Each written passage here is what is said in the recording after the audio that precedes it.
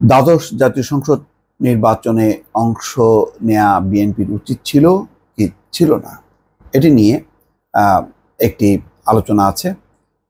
অনেকে বলছেন যে বিএনপির উচিত হয়নি এই নির্বাচন বর্জন করা। অনেকে বলছেন যে আন্দোলনের অংশ হিসেবে তারা নির্বাচনে অংশ নেওয়া উচিত ছিল। এমন একটি বিতর্কে যখন চলছে, তখন মির্জা ফখরুল ইসলাম আলমগীর চ্যানেল 24-কে একটি সাক্ষাৎকার দিয়েছেন। সেই সাক্ষাৎকারে তিনি বিভিন্ন যুক্তি তুলে ধরেছেন।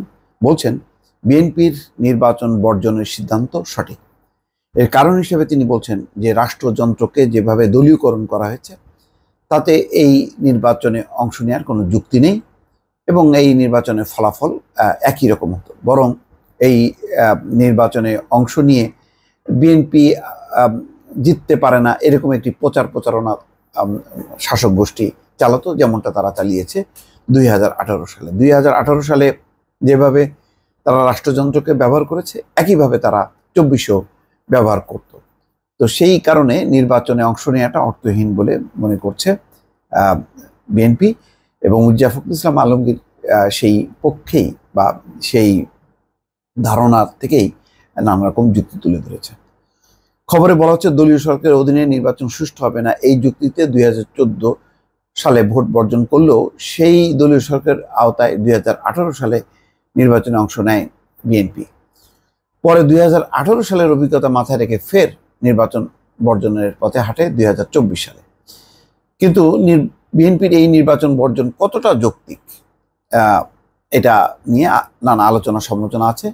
চ্যানেল 24-কে দেওয়া সাক্ষাৎকারে মির্জা ফখরুল বলছেন যে দলটির নির্বাচন বর্জনের সিদ্ধান্ত সঠিক ছিল, কারণ সুষ্ঠু নির্বাচনের ন্যূনতম পরিবেশ ছিল না। তিনি বলেন, আমরা নির্বাচনে যাইনি বলে অনেকে অনেক সমালোচনা করেছে। নির্বাচনে যাব কিভাবে? আমরা তো দেখছি ধীরে ধীরে নির্বাচন কমিশন, বিচার বিভাগকে তারা দলীয়করণ করে ফেলেছে। গোটা রাষ্ট্রযন্ত্রকে তারা ব্যবহার করেছে ক্ষমতায় যাওয়ার জন্য।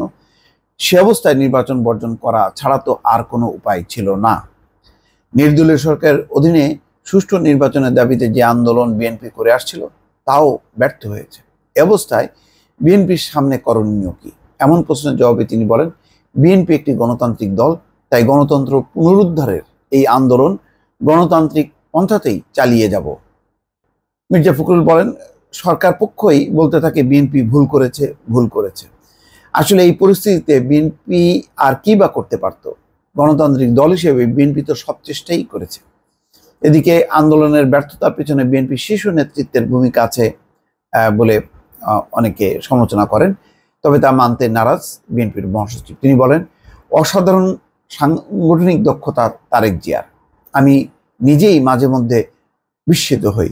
খুব অল্প সময়ের মধ্যেই তিনি গোটা বাংলাদেশের বিএনপিকে সাজিয়ে ফেলেছেন। প্রায় 1.5 যুগ ক্ষমতার বাইরে থাকলেও বিএনপির প্রতি জনগণের ভালোবাসা আরও বেড়েছে দাবি করেন তিনি। মির্জা ফখরুল বলেন, বিএনপির রাজনীতি কখনো হুমকির সম্মুখীন হবে না, কারণ বিএনপির রাজনীতি হচ্ছে এদেশের মানুষের রাজনীতি। এদেশের মানুষ একটি স্বাধীন সত্তা নিয়ে বাস করতে চায়। কতবার বিএনপি ধ্বংস করার চেষ্টা হয়েছে, ভেঙে ফেলা হয়েছে, নেত্রীকে গ্রেপ্তার করা হয়েছে, জিয়াউর রহমান সাহেবকে মেরে ফেলা হয়েছে, বিএনপি তো ভাঙেনি।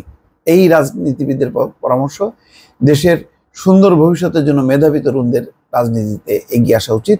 তিনি বলেন, শতকরা 90 জন লোক বিএনপির রাজনীতির সঙ্গে একমত। দর্শক, এই ছিল মির্জা ফখরুলের বক্তব্য চ্যানেল 24-কে দেয়া। ভালো থাকবেন। আল্লাহ হাফেজ।